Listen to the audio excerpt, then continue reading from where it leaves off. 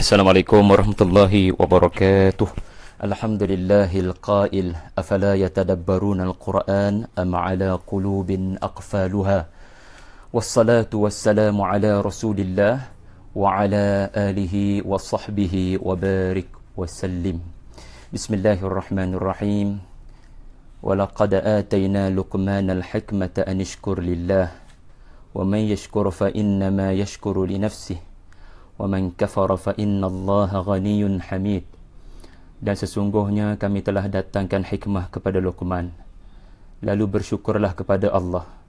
Barang siapa bersyukur kepada Allah, sesungguhnya bersyukur untuk dirinya sendiri, dan barang siapa yang tidak bersyukur, maka sesungguhnya Allah Maha Kaya lagi Maha Terpuji. Selamat datang pada tuan-tuan, puan-puan, adik kakak yang dihormati, sama ada yang duduk di rumah maupun yang sedang memandu, maupun yang melakukan apa jua aktiviti sebagai rutin pada hari ini. Kita bertemu sekali lagi pada hari ini untuk segmen Ibrah, di mana pada kali ini saya akan mengupas secara umum keindahan wasiat Luqman Al-Hakim di dalam Al-Quran, di dalam surah Luqman.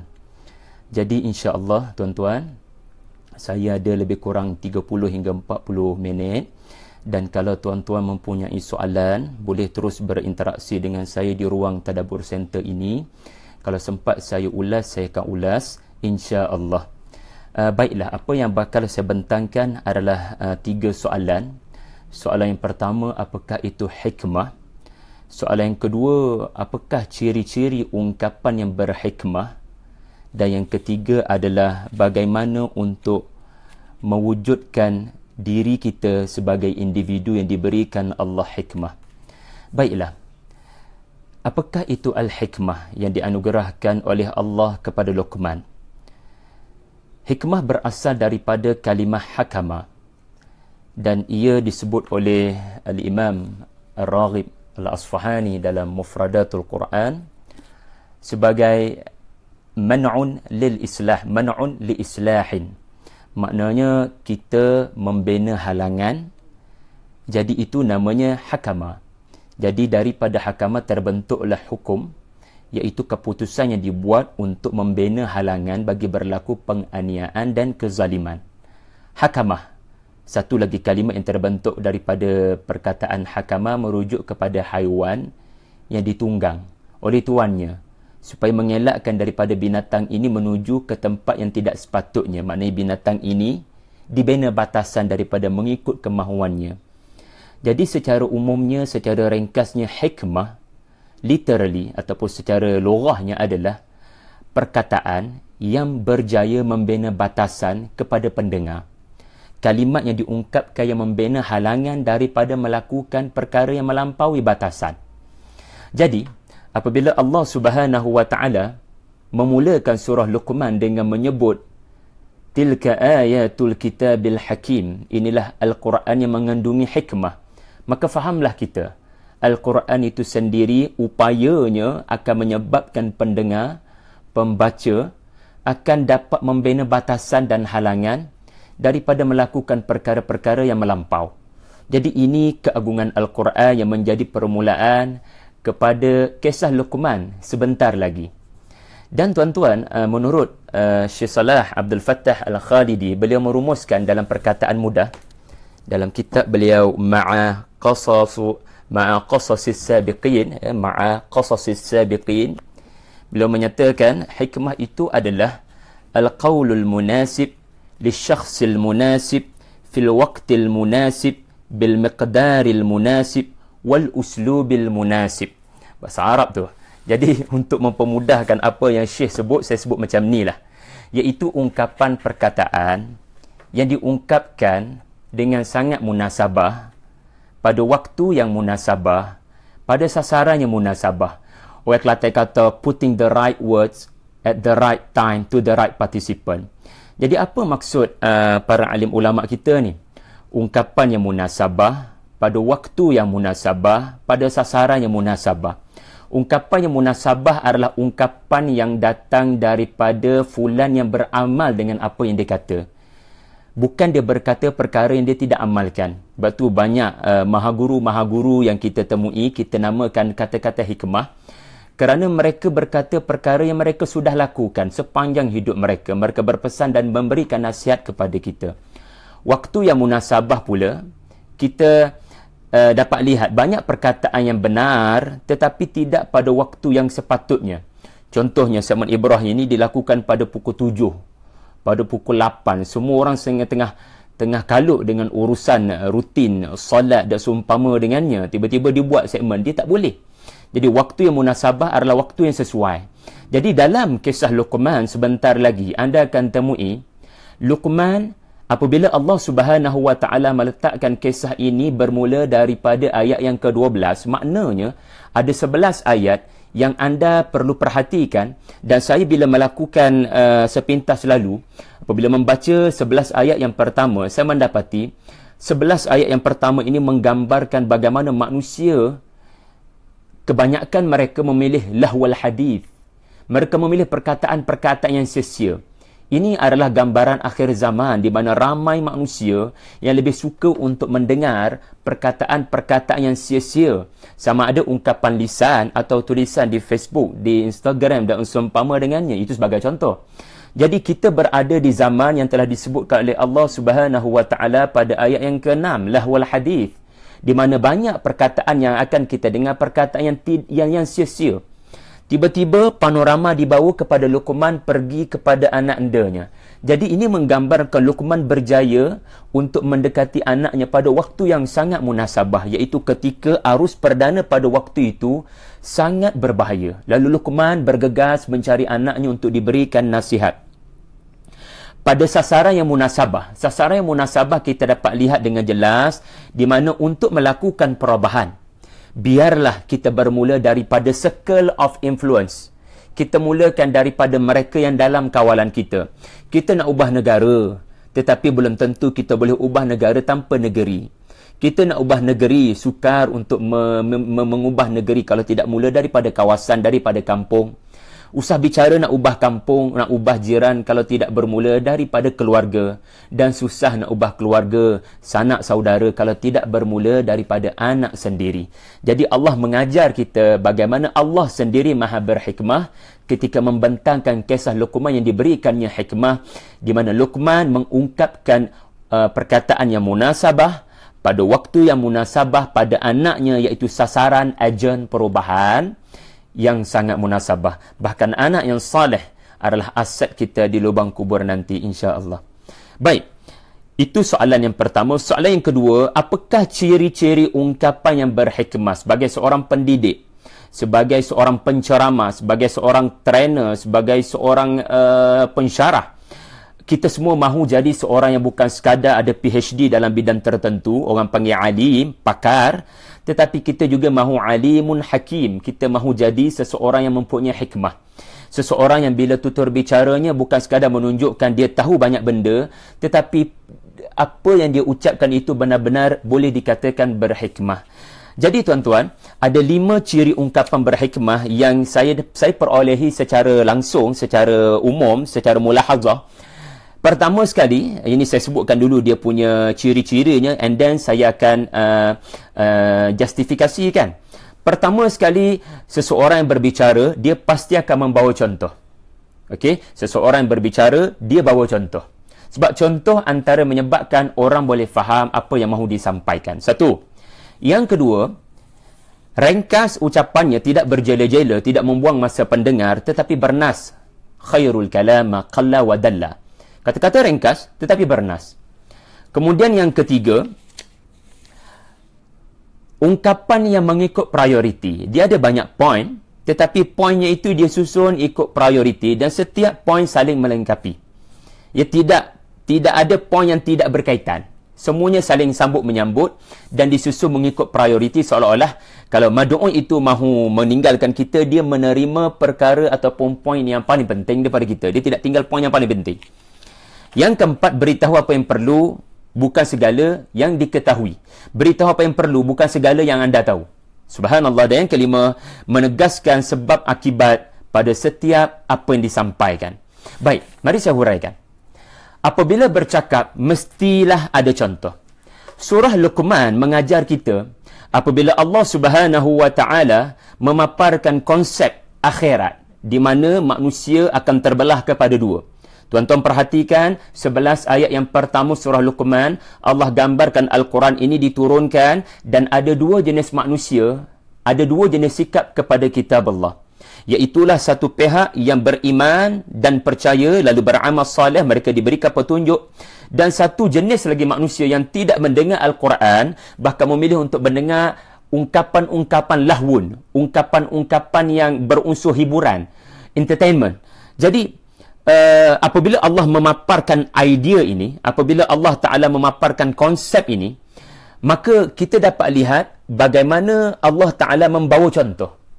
Kalau kita lihat pada ayat yang ke-6, ayat yang ke-7, tuan-tuan dapat perhatikan, itu contoh mereka yang tidak mahu mendengar Al-Quran, iaitu musyrikin Quraisy, yang mana mereka tidak mahu mendengar Al-Quran, bahkan mereka mendengar selain daripada Al-Quran. Wa idza tutla alaihi ayatuna walla mustakbira ka'an lam yasma'ha. Ini contoh mereka yang tidak mahu mendengar ayat Allah, iaitulah musyrikin Quraisy. Lalu apa pula contoh kepada mereka yang mendengar ayat-ayat Allah? Maka kisah Luqman dipaparkan, iaitu gambaran bagaimana Luqman mendengar ayat-ayat Allah, lalu dia menerima hikmah, dan kemudian dia mahu menyampaikan ayat-ayat Allah yang sama kepada anak andanya. Jadi nampak bagaimana kisah itu sendiri, muka surat yang kedua ini sendiri, di dalam surah Luqman, adalah contoh kepada manusia yang mendengar ayat-ayat Allah. Jadi kita bila berbicara, kita perlu memaparkan contoh. Sebagai contohnya, sebagai misalannya. Kerana ini antara perkara yang boleh membantu ungkapan itu menjadi berhikmah. Ya, bila kita bicara pada budak 6 tahun, kata Einstein kan, kamu tidak menguasai sesuatu, sekiranya apa yang kamu kuasai tidak mampu difahami oleh budak 6 tahun. Jadi kita kena main contoh, kita kena main metafora, kita kena main perumpamaan. Jadi kerana Al-Quran ini adalah Kitabul Hakim, kita akan dapati penuh dengan kisah. 1/4 Al-Quran adalah contoh, 1/4 Al-Quran adalah kisah. Bahkan surah Al-Fatihah pun ada contoh. Ada paparan-paparan contoh mereka yang mendapat hidayah, dan paparan-paparan contoh mereka yang tidak mendapat hidayah, iaitulah siratal ladzina an'amta alaihim, contohlah tu. Ghairil maghdubi alaihim, contohlah tu. Satu baik, satu yang tidak baik. Satu lagi bukti bagaimana Luqman, Allah tadi Allah yang maha berhikmah, bila dia memaparkan surah ini, dia membawa contoh. Siapa mendengar ayat-ayat Allah, contohnya Luqman. Tetapi Luqman sendiri ketika menyampaikan wasiatnya kepada anaknya, dia sendiri memaparkan contoh. Dan untuk makluman anda, ini bukan ungkapan Luqman, makanya Allah melengkapkan ungkapan Luqman, iaitulah ayat 14 dan ayat 15. Ini disebut jumlah mu'taridah, iaitu jumlah yang bertentangan dengan jumlah sebelumnya. Yakni dalam bahasa mudahnya, ia bukan ayat Luqmanul Hakim, tuan-tuan. Wa wassaynal insan, bukan ayat Luqmanul Hakim. Dia ayat Allah. Semuanya ayat Allah. Tetapi dia bukan berada dalam rakaman ungkapan Luqman oleh Allah. Sebab Allah menyebut wa wassayna, iaitu kami berwasiat. So kami di sini tidak termasuk Luqman. Ini menunjukkan Allah melengkapkan ungkapan Luqman, iaitu Luqman berkata begini, jangan syirik wahai anak anda. Ini pesanan pertama beliau. Kerana syirik adalah kezaliman yang besar. Dia bukan sekadar kezaliman, tetapi dia kezaliman yang azim. Dia sebesar-besar kezaliman. Lalu bila Luqman mengungkapkan perkataan ini, Allah Subhanahu wa Ta'ala memberikan komentarnya.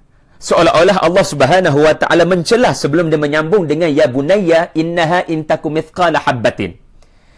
Sebelum Luqman menyambung ayat seterusnya, Allah melengkapkan ayat Luqman, kerana ayat Luqman untuk anaknya, ayat Allah adalah untuk seluruh manusia sampai hari kiamat. Jadi berapa banyak ungkapan-ungkapan orang-orang saleh dan para anbiya yang mendapat respon daripada langit, di mana Allah Subhanahu wa Ta'ala melengkapkan ungkapan mereka. Di mana Allah Ta'ala melengkapkan ungkapan Luqman dengan juga membawa contoh. Okey, kenapa Allah tidak boleh diambil sekutu-sekutu, dan Luqman kata itu adalah jenayah yang besar?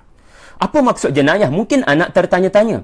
Bukankah membunuh itu jenayah? Berzina, merosakkan maruah itu jenayah. Meminum arak itu jenayah kepada akal.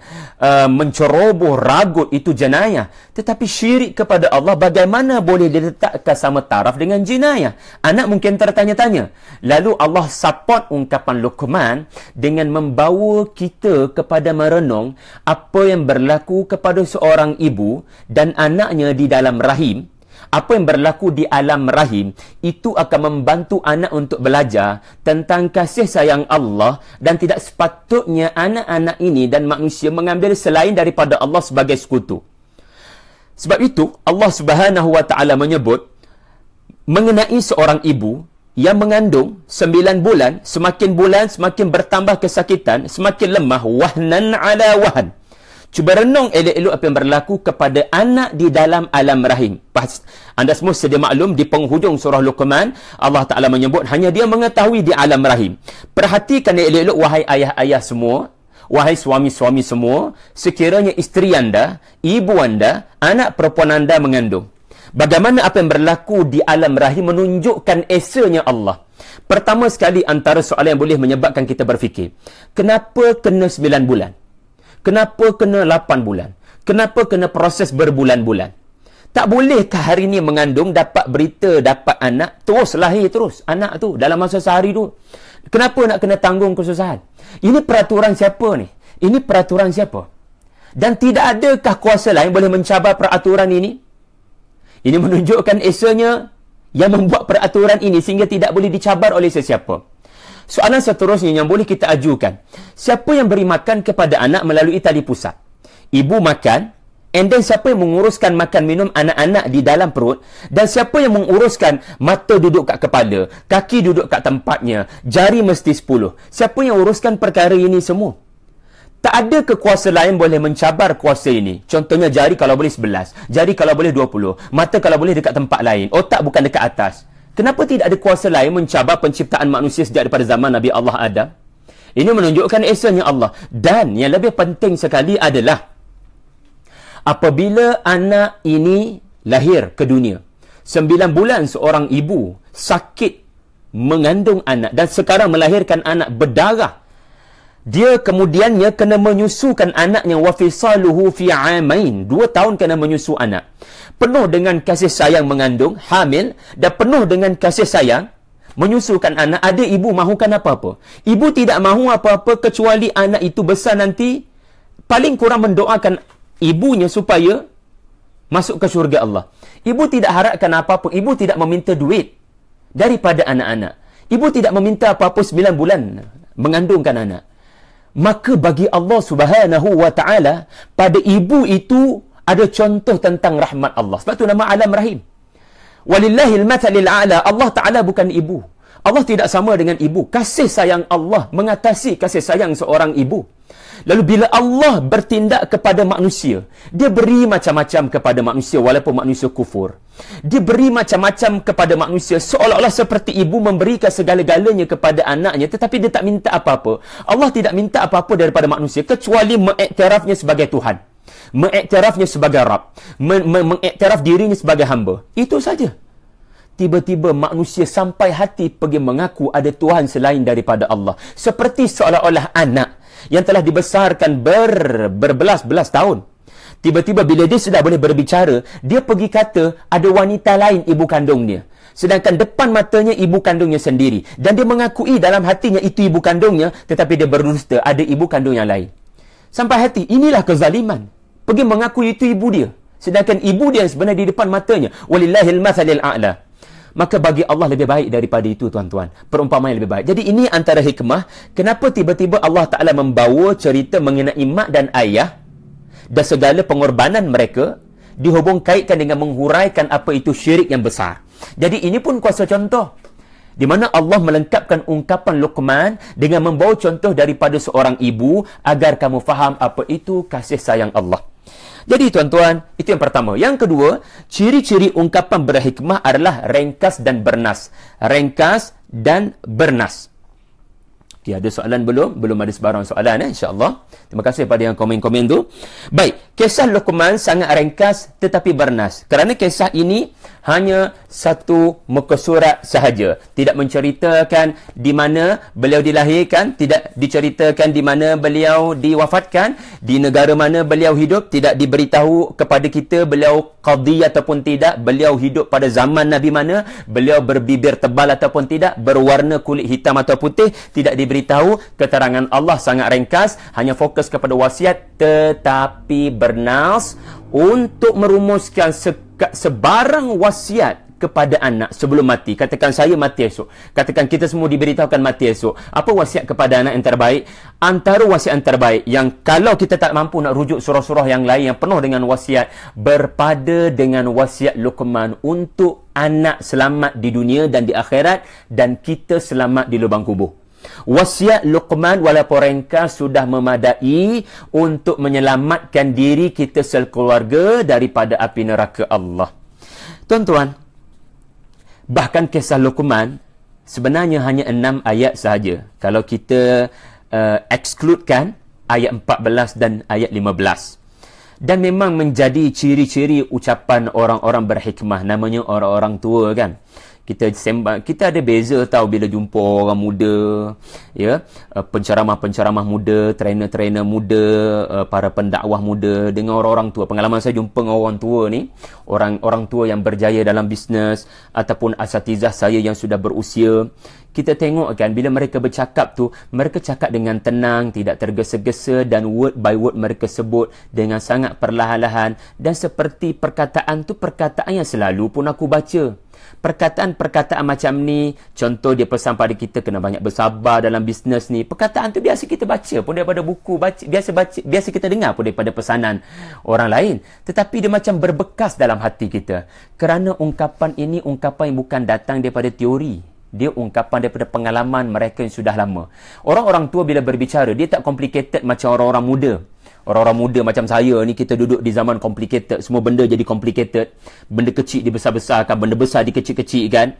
Jadi Allah Ta'ala ajar kita, ya, ungkapan yang berhikmah adalah ungkapan yang ringkas. Ya, sebagaimana orang-orang tua kita bila mereka berbicara, mereka bicara dengan pendek-pendek. Tetapi kita boleh nampak air muka diorang, air muka yang sedang berbicara dengan penuh harapan supaya kita dapat memahami apa yang biasa-biasa kita dengar, tetapi sebenarnya harganya sangat mahal. Ya, okey. Itulah yang kedua, ringkas tetapi bernas. Yang ketiga, menyusun mengikut prioriti. Perhatikan ungkapan Luqman. Sebelum itu, kalimat hakamah juga berarti hakamus syai' bisyai'. Mengikat sesuatu kepada sesuatu hingga terikat dengan rapi, tidak boleh dipisahkan. Sebab kalau kita perhatikan, setiap pesanan Luqman adalah pesanan wasiat yang saling lengkap melengkapi antara satu sama lain. Dengan hanya melihat kepada kalimat ya bunayya, iaitu 3 kali diungkapkan Luqmanul Hakim. Ya bunayya yang pertama adalah persoalan akidah, persoalan tauhid, persoalan iman. Ya bunayya yang kedua adalah merujuk kepada persoalan ibadah. Ya bunayya yang ketiga adalah merujuk kepada persoalan akhlak. Inilah Islam. Inilah Islam, tuan-tuan. Islam yang digambarkan dalam surah Ibrahim seperti sebatang pokok. Luqman sedang menanam benih dan kemudiannya membiakkan pohon. Kemudiannya memetik buah. Itu yang dilakukan oleh Luqmanul Hakim kepada anak-anaknya, menggambarkan Islam seperti sebatang pokok yang diterangkan di dalam surah Ibrahim. Mula daripada benih, jangan mula daripada buah. Sebab itu kita kena mula daripada akidah, daripada iman. Barulah kita betulkan apa yang tidak betul pada anak itu. Ya, kita nak suruh anak tutup aurat, itu persoalan akhlak, itu persoalan syariah. Tetapi benda nombor satu terlebih dahulu, betulkan cara dia memandang tentang ketuhanan. Di mana bukti Tuhan tu ada? Macam mana nak didik anak supaya dia rasa Tuhan tu ada?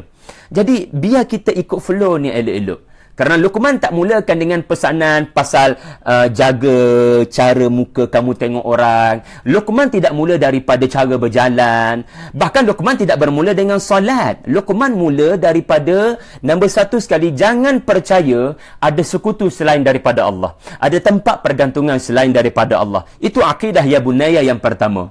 Yang kedua, akidah yang kedua, ya bunayya yang kedua adalah lepas kamu dah percaya pada Allah, maka buktikan. Kita belajar daripada surah Al-Fatihah. Dr. Azrul ajar kita. Mula daripada i'tiraf Allah, puji Allah. Lepas tu mana boleh duduk saja-saja. Kamu kena buktikan dengan amal saleh, iaitu dengan menunaikan tiang kepada agama ini. Tengok ya bunaya yang kedua. Aqimis salat. Tegakkan tiang agama ini namanya salat. So kena ada bukti yang kita ini beriman. Dan bila solat sudah dikerjakan dan solat itu khusyuk, lengkap rukun-rukunnya dan khusyuk pula penghayatannya, maka dia sepatutnya memberikan kesan kepada akhlak. Inna salata tanha 'anil fahsya'i wal munkar. Maka seseorang menunaikan salat, dia akan menjauhi penyakit-penyakit hati. Dia akan mempunyai akhlak yang baik. Hablum minan nas, dia akan baik. Orang akan datang memetik buah daripada pohonnya. Sebab itu pesanan Luqman ya bunaya yang ketiga adalah ya bunaya yang pertama merangkumi tafakkur, merangkumi mengkaji sains, meneliti bukti-bukti kewujudan Allah, dan ya bunaya yang ketiga barulah menunaikan salat. Cuba kita fikir sebentar. Kenapa nak tunaikan salat? Kenapa Luqman meletakkan salat itu kemudian, tetapi tafakur tu nombor satu? Ya bunayya, innaha in takum mithqala habbatin min khardal. Kalau ada sebesar biji sawi di dalam sakharah, batu yang besar dan keras, dan batu besar ini, asteroid katakan, yang mana di dalam itu ada besar, ada biji sawi, dan biji sawi yang berada dalam batu besar ini pula bersembunyi di samawat, di salah satu langit di angkasa lepas atau di atas muka bumi Allah sekalipun. Contohnya, kamu pergi cari, nak cari batu besar tu pun tak jumpa, apatah lagi kalau ditemui sekalipun batu besar itu. Nak dicari biji sawi itu nak guna teknologi apa? Dan kalau ada teknologi sekalipun, belum tentu boleh jumpa terus biji sawi tersebut. Inilah proses mendidik anak dengan melihat kepada alam ini bukti-bukti kewujudan Allah. Saya namakan sains. Kenapa kena ikra' dulu baru surah Al-Alaq sebut, baru kalla la tuti'hu wasjud waqtarib, baru sujud. Seseorang takkan khusyuk di dalam salat sekiranya dia tidak memerhatikan apa yang berlaku di alam ini. Jadi ada perkara sebelum solat yang dipesan oleh Luqman, dan ada perkara selepas solat yang dipesan oleh Luqman kepada anaknya, iaitu mestilah menjelma daripada solat ini akhlak yang baik. Sama ada daripada cara kita memandang orang, sehinggalah kepada cara kita berjalan, sehinggalah kepada cara kita bersuara. Jadi ini yang dikatakan priority. Luqman mendahulukan perkara yang paling priority. Kemudian yang keempat, tuan-tuan, beritahu apa yang perlu, bukan segala yang anda tahu. Ini adalah satu lagi ciri hikmah di mana Allah Subhanahu wa taala, sebagaimana telah saya nyatakan tadi, Allah Taala tidak menyebut Luqman secara terperinci dengan sengaja, dan Allah juga tidak memberikan wahyu kepada Rasulullah untuk menerangkan siapa Luqman dalam hadis-hadis yang sahih.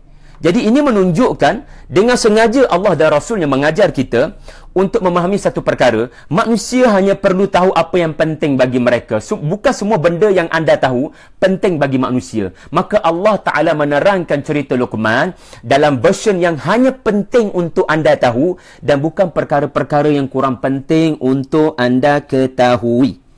Dan Allah Subhanahu wa taala paparkan kisah Luqman ini dalam bentuk yang sangat universal. Anda sendiri bila tidak mengikat Luqman kepada ikatan zaman dan ikatan lokasi, maka anda sendiri sebagai seorang ayah kepada dua orang anak seperti saya, kita akan membaca kisah Luqman sebagai kisah seorang ayah.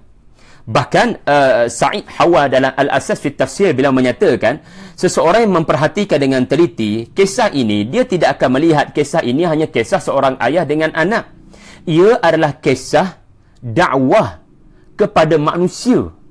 Dia adalah kisah bagaimana untuk berdakwah kepada manusia. Apa wasiat terpenting kepada manusia. Seolah-olah Sa'id Hawa, ini pandangan saya kepada pandangan beliau, beliau mahu menyatakan seorang pendakwah bila mahu berdakwah, mad'u mesti dilihat seperti seorang anak. Sebab itu ada kelebihan seseorang pendakwah bila dia sudah berumah tangga. Seseorang pendakwah bila dia sudah berumah tangga, maksud saya bukan berumah tangga saja, maksudnya ada tangga lah tu, maksudnya ada anak. Seseorang yang ada anak, dia akan belajar, bukan mudah tahu nak menyampaikan satu perkataan yang benar, satu suruhan yang benar, satu larangan yang benar kepada anak sendiri. Seorang ayah takkan cepat panas baran.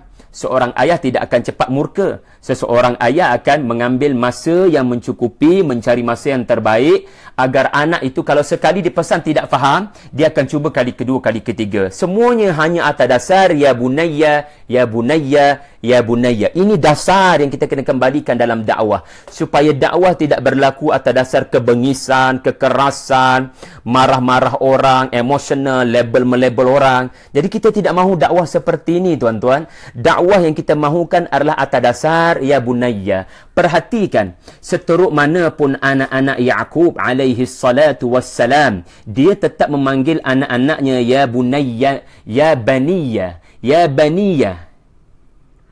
Iaitu satu panggilan yang berbeza daripada ya abna'i. Itu panggilan dengan penuh kasih sayang. Lihat juga Nabi Nuh alaihi salam yang memanggil anaknya bila dia ternampak anaknya, ya bunayyar kam ma'ana, wahai anak yang ayah sayang. Lihat juga tuan-tuan, bagaimana panggilan anak kepada ayah, iaitu Ibrahim, memanggil ayahnya ya abati dan tidak ya abi. Ini dasar dakwah. Lihat pula para anbiya tidak memanggil mereka dengan panggilan mereka memanggil dengan ya qaumi, wahai kaumku. Jadi dasar kasih sayang, melihat hate the sin, not the sinner, adalah dasar yang penting ditegaskan oleh surah ini. Dan Said Hawa menyatakan, ia adalah persoalan dakwah kepada orang lain atas dasar kasih sayang dengan rumusan yang dipaparkan oleh Luqmanul Hakim. Seseorang yang ada anak, dia akan bersabar, tuan-tuan. Jadi, bila kita nampak seseorang mad'u melakukan maksiat, ya, dan kita juga pada masa sama ada anak-anak kecil di rumah. Jadi bila kita tengok mad'u, kita akan nampak dia sebenarnya walaupun dia tidak menutup aurat contohnya, ataupun masih lagi membuat perkara-perkara kemungkaran, kita akan memandangnya seperti kita memandang anak-anak kecil kita di rumah. Kita memandang mereka seperti budak-budak yang masih merangkak dalam beragama.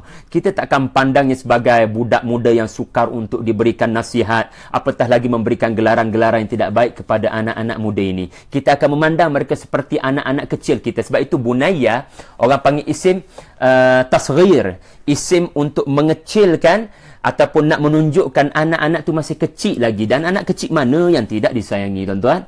Okey. Kemudian yang terakhir, ada soalannya daripada Faizah Tahib, ya. Biasanya pendidikan anak mula dengan solat atau ajar alif bata.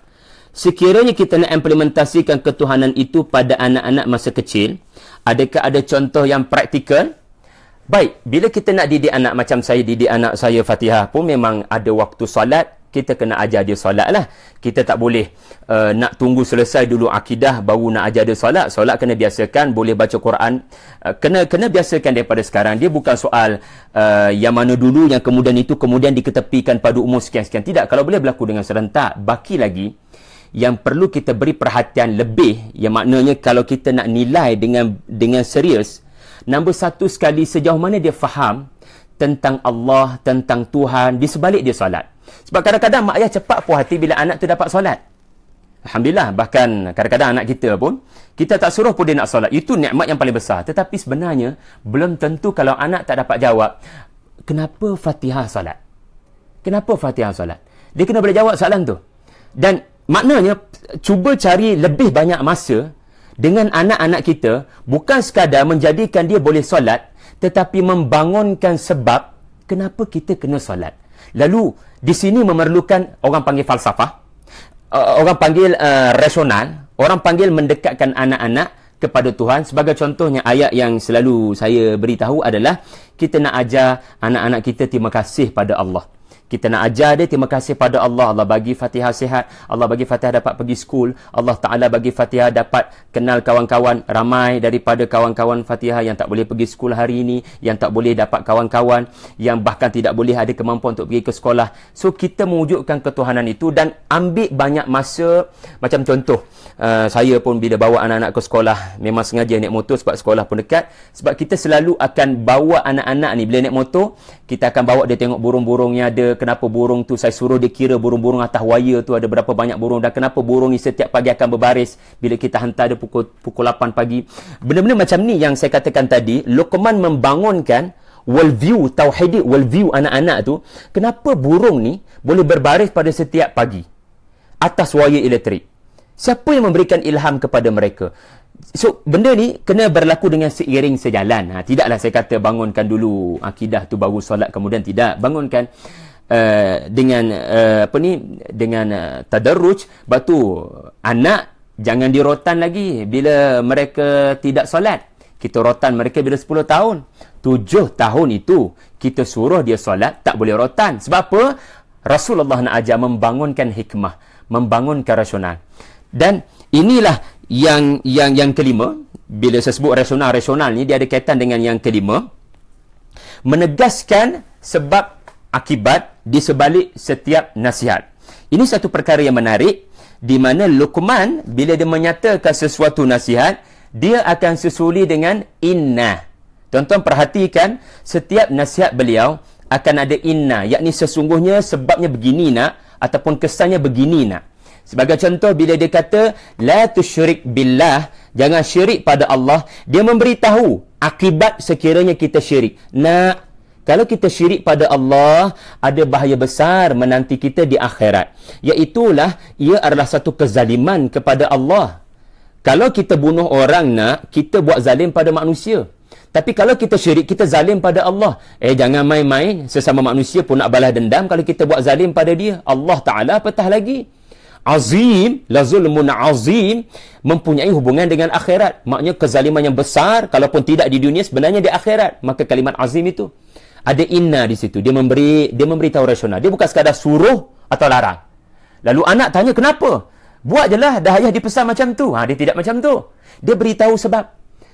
Yang kedua, dia suruh anak untuk tafakur. Dia suruh anak untuk tengok alam ini. Dia seolah-olah Luqman ni bawa biji sawi, tunjuk pada anak, and then dia letak atas batu. And then dia kata, kalaulah batu yang ada biji sawi ni di langit ataupun di bumi, Allah Ta'ala boleh bawa datang anak. Allah Ta'ala boleh datangkan amalan kita walau sebesar zarah sekalipun, di kegelapan malam sekalipun. Allah ya'ti bihallah. Ya'ti bihallah. Allah dengan mudahnya boleh mendatangkan di padang mahsyar nanti segala apa yang kita buat. Kenapa ayah? Kenapa Allah boleh datangkan macam tu ayah? Anak mungkin tertanya-tanya. Lalu ayah memberitahu inna yang kedua, iaitulah innallaha latifun khabir. Latif, Allah sangat halus pengetahuannya, dan khabir, Allah sangat pakar. Allah sangat mengetahui. Latif, Allah Ta'ala tahu di mana duduknya biji sawi itu, dan khabir, Allah Ta'ala sangat mengetahui bagaimana untuk mendatangkan biji sawi itu kepadanya. Subhanallah. Bahkan kalau anda perhatikan pada ayat yang 16 ini, anak-anak kita mesti dilatih untuk bertanya soalan seperti contohnya, ayah, kenapa intaku tak ada nun, sedangkan fatakun ada nun? Kenapa intaku, bukan ke intakun sepatutnya? Subhanallah, kalau anak tanya soalan macam ni, habis kita. Tetapi tuan-tuan, dalam babul hadah wa dzikir, para alim ulama kita menerangkan antara hikmah dihilangkan huruf nun ni, dalam ayat yang ke-16 ni, bagi menggambarkan biji sawi itu hilang. Hilang daripada kita, ambil biji beras tu hilang, maka digambarkan dengan terlucutnya nun daripada intaku. Innaha pun tak tahu merujuk pada sesiapa, sesungguhnya. So, nya di situ, para alim ulama kita menyatakan amal, sama ada salihah ataupun sayyi'ah. Tetapi diraibkan dalam bentuk dhamir kata ganti yang ketiga, bagi menunjukkan biji sawi itu raib. Amalan tu telah pergi naik ke atas dan tak tahu kat mana, dia terlucut daripada intakun. Tetapi bila dia datang pada Allah, dia dikembalikan, apabila dia berada dalam pengetahuan Allah, nun tu dikembalikan. Fatakun, nun tu dikembalikan bagi menunjukkan di sisi Allah, Allah tahu di mana duduknya biji sawi itu, sebagaimana anda telah tahu di mana duduknya nun itu pada kalimat fatakun. Subhanallah. Kemudian bila dia suruh supaya solat, kemudian amar ma'ruf nahi mungkar, sebab seseorang menunaikan solat, dia belajar erti keadilan, maliki yaumiddin. Apa yang aku buat, Allah akan balas. Takkan selepas daripada solat, dia boleh redha dengan ketidakadilan. Maka sudah pasti dia tidak boleh senang untuk melihat perkara-perkara yang zalim. Jadi secara automatically dalam ayat yang sama, Luqman mengajar anaknya supaya tidak boleh tidak nak solat itu mestilah sekali dengan amar ma'ruf dan nahi mungkar. Jangan baik seorang diri nak. Bila kamu khusyuk dalam solat, automatically Sepatutnya kamu juga berhasrat supaya orang lain juga mendapat kemanisan apa yang kamu perolehi di dalam solat. Dan ingat nak, dalam perjalanan kita untuk menegur manusia, sesungguhnya ia sangat memerlukan kesabaran. Ini merumuskan surah Wal Asri. Ya, Luqman mula dengan iman. Lepas tu dia sebut pasal tafakkur. Ya, lepas tu dia bercakap tentang amal soleh namanya salat. Lepas tu watawasaw bil haq watawasaw bis sabri. Bukankah surah Al-Asri kata Al-Imam Asy-Syafi'i merumuskan Al-Quran? Yang tu kita boleh nampak dengan jelas di dalam wasiat Luqman ini juga. Dan tuan-tuan, Luqman sebut inna yang ketiga, inna dzalika min azmil umur. Perhatikan indahnya kata-kata Luqman. Dia kata sesungguhnya itu. Dia tak kata inna hadha. Dia tak kata ini, sesungguhnya ini adalah sebesar-besar keputusan, sebesar-besar urusan agama. Azm adalah perkara yang disepakati. Al-umur adalah keputusan-keputusan. Kenapa Luqman tidak mengatakan inilah yang dipesan dalam agama kita nak, tetapi dia kata sesungguhnya itulah sebesar-besar perkara dalam beragama. Seolah-olah kata para alim ulama kita, seseorang yang mampu untuk punyai azam, iaitu tekad, nekat, punyai kemahuan yang kuat untuk melakukan salat, amar ma'ruf, nahi mungkar dan sabar. Orang-orang yang mampu mencapai title azam yang kuat ini, maknanya tak terkesan, tidak emosional, maka orang-orang ini telah mencapai darjat yang tinggi. Maka ketinggian itu suatu yang jauh. Lalu digambarkan Luqman dengan dhamir yang menunjukkan ba'id, iaitulah dzalik, subhanallah. Dan Luqman juga seolah-olah mengajar anaknya untuk belajar daripada Rasul Ulil Azam. Rasul Ulil Azam yang disebut di dalam surah Al-Ahqaf, iaitu 5 orang, iaitulah Nuh, Ibrahim, Musa, Isa dan Rasulullah sallallahu alaihi wasallam. Juga ada inna yang keempat, iaitulah bila dia berbicara mengenai betulkan muka bila bercakap. Jangan berpaling macam unta, sebab unta dia ada satu penyakit namanya sa'run. Sa'run ni artinya satu penyakit pada leher unta yang menyebabkan dia tak boleh duduk dengan straight, dia kena berpaling ke kiri dan ke kanan. Rupanya Allah perli manusia yang sombong dengan binatang, dan sekejap lagi dia akan perli sekali lagi dengan binatang, tapi bukan lagi dengan sa'ar unta, tetapi dengan himar. Tetapi bila dia kata betulkan cara kamu pandang bila kamu bercakap, kamu kena menghadap orang, lepas tu cara kita berjalan, jangan sampai kita ambil hak Allah, di mana hak kesombongan hanya milik Allah. Dia melampirkan dengan innallah. Dia beri rasional, dia beri penjelasan. Mengapa Allah tidak suka kepada mukhtal? Mukhtal dia asal daripada perkataan khayal. Orang yang bila berjalan dia khayal sampai dia dikatakan sebagai mukhtal, iaitu seseorang yang sombong, bongkak, fakhur. Ya. Kemudian Luqman juga berpesan mengenai, dia memberikan alternatif. So bila ayah kata jangan berjalan maraha, iaitu syiddatul farah, kesombongan yang sangat besar, maka apa alternatifnya ayah? Seorang ayah memberikan alternatif. Okey, alternatif yang begini, berjalan dengan sederhana. Waqsid disebut sebagai bersederhana, tidak terlalu laju dan tidak terlalu lambat. Jadi macam mana caranya ayah? Waqsid artinya juga letakkan qasad, berjalan dia ada tujuan. Dengan tujuan akan membezakan kamu berjalan atas dasar sombong atau apa. Waghdud min sautik, letakkan batasan. Ya, letakkan batasan pada suara kamu, jangan terlalu kuat. Kerana perbuatan bersuara dengan kuat, ini inna yang seterusnya, inna yang terakhir, iaitulah rasional daripada Luqman, iaitulah inna ankaral aswati la sautul hamir. Suara yang kuat ini adalah seburuk-buruk suara, seperti suara hamir. Ya, kita tidak pernah hidup di zaman hamir, kita tidak pernah melihat hamir, tetapi ia adalah simbolik kepada jenis suara yang anda tak suka dengar. Jadi anda suka kalau kita ditengking-tengking, anda tak suka orang tengking, itulah yang digambarkan sebagai suara hamir. Dalam surah Al-Jumu'ah, Allah Ta'ala memperumpamakan seseorang yang membawa kitab yang banyak tapi tak faham langsung, tidak tadabbur. Mereka ini kamathalil himar yahmilu asfara. Itu dari sudut orang yang ada ilmu, agama, ahlul kitab, agamawan, yang tidak melakukan tadabbur, Allah samakan dengan himar. Tetapi di sini juga Luqman menyebut waqsid. Wala, ada waw di situ, maknanya dia ada kaitan dengan ya bunayya yang sebelumnya. Iaitulah Luqman sedang berbicara tentang nak, bila engkau buat amar ma'ruf nahi mungkar, bila orang ramai mendengar ucapan kamu, mungkin orang menggelar kamu selebriti agamawan, kamu kena hati-hati dan bertakwa pada Allah. Jangan sampai kamu sombong, jangan sampai kamu ujub. Berhati-hati nak. Itu yang dipesan oleh Luqman kepada kita semua. Last sekali, ada soalan tak? Okey, masih belum ada soalan. Soalan pun tak sempat nak jawab dah ni. Jadi kita sudah sebenarnya dah tamat, pukul 6 dah pun. Tapi saya ambil masa 5 minit yang terakhir untuk jawab soalan yang terakhir. Iaitulah bagaimana untuk mewujudkan berhikmah dalam perkataan. Pertama sekali, jangan emosional.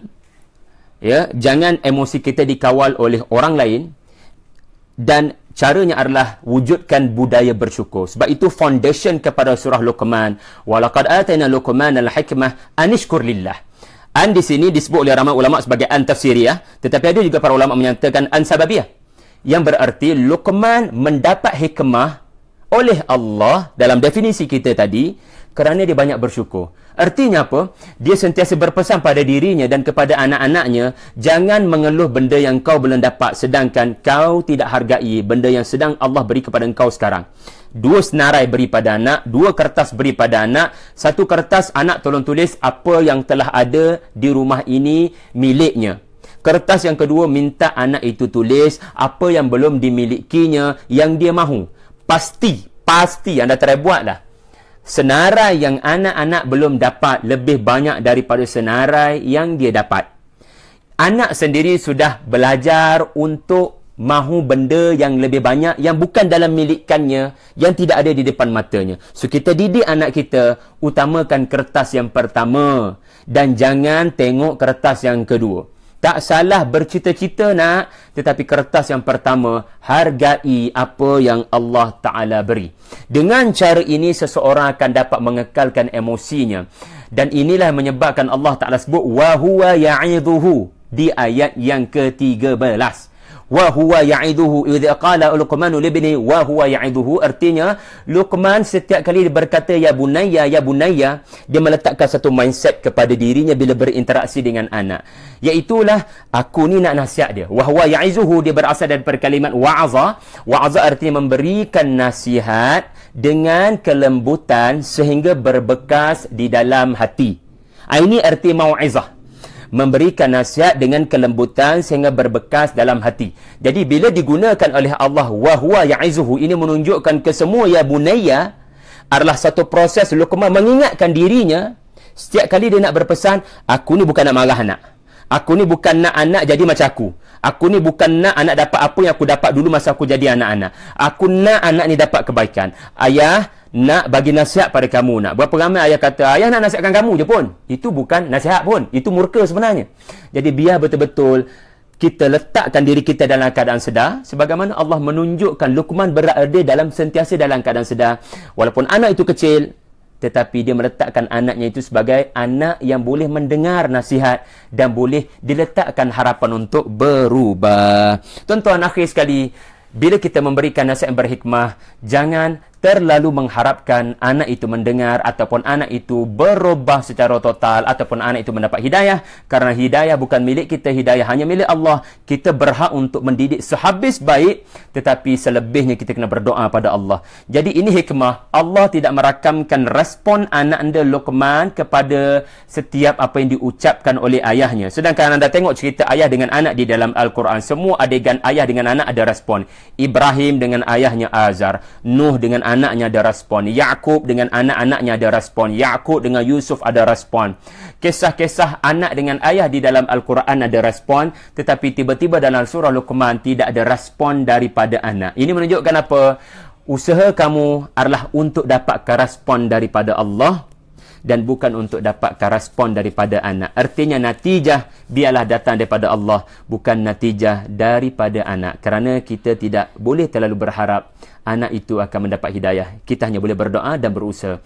Jadi tuan-tuan, Luqman dipilih Allah untuk mendapat nikmat respon daripada Allah dengan ayat 14 dan 15 yang saya sebutkan tadi. InsyaAllah doakan kami di Tadabbur Center akan dapat beroperasi dengan sepenuhnya pada bulan September nanti.